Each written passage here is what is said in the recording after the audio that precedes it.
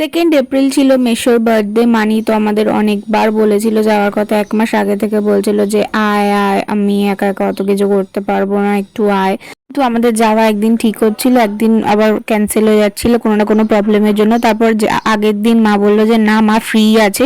তো আমি, মা, বৌমনি, পচা আমরা 4 জন মিলে সেদিন সকালবেলা গেছিলাম। আর সেদিনকে এত রোদ উঠেছিল, রোদে আমার খুব মাথা ব্যথা হয়, তার জন্য তো আমি পুরো ওড়না টোড়না দিয়ে নিজেকে প্যাক করে নিয়েছিলাম।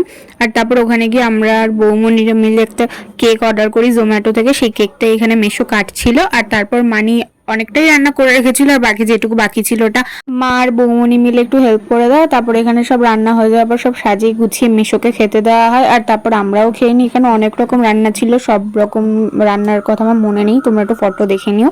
আর তারপর সবাই মিলে বসে বসে আমরা অনেকক্ষণ গল্প করি। আর তারপর তো পচার শরীর অনেক খারাপ হয়ে গেছিলো, ওর খুব শরীর খারাপ লাগছিলো। তো তার জন্য আমরা ছাদে অনেকক্ষণ বসেছিলাম।